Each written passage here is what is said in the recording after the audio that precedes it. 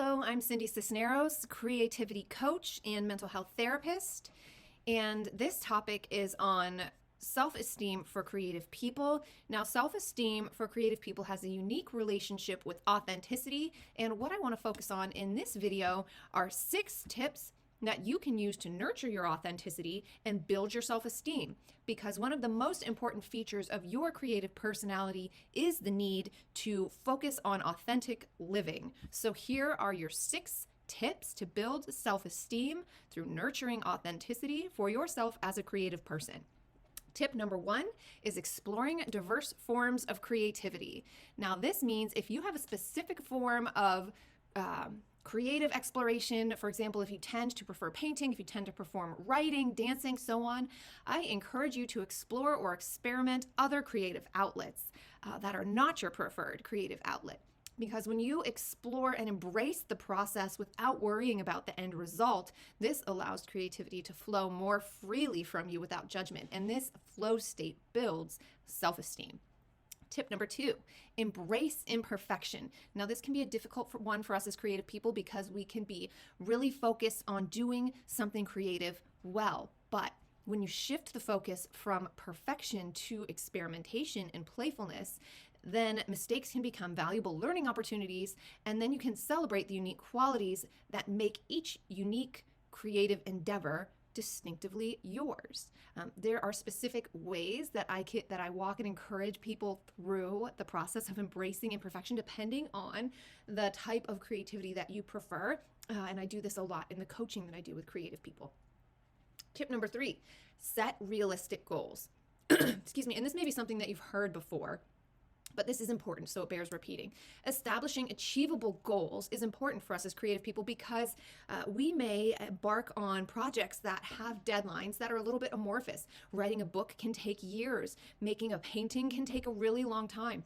Dancing or working on a performance can be a project that you're invested in for a long period of time. So if your goal is finishing the book, it can feel like, gosh, just an endeavor that has no end date. So if you break that down into smaller pieces, and again, to go back to writers, something that writers tell me they often will do is to set timers. For example, I'm going to write for 15 minutes today, 20 minutes today.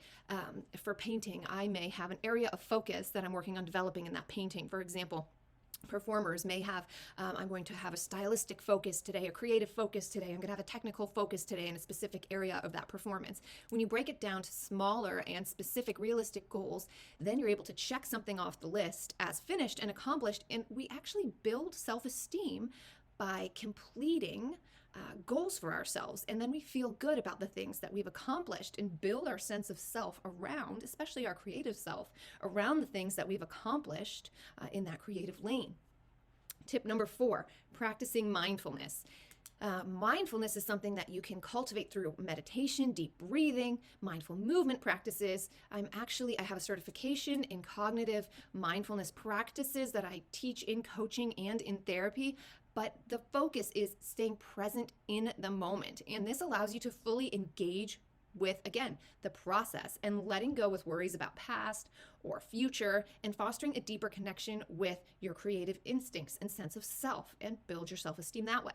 Tip 5, seeking inspiration. I think that as creative people, we can regularly kind of disconnect with what inspires us and lose that kind of sense of focus with what we kind of got started with doing our creative work in the first place, or what inspires us as creative people in the first place.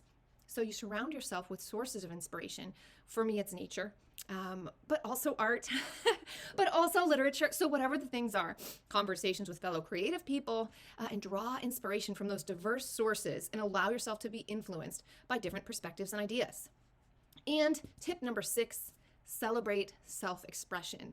Recognize the value of your self-expression as a creative person, as the powerful tool that it is for cultivating self-esteem.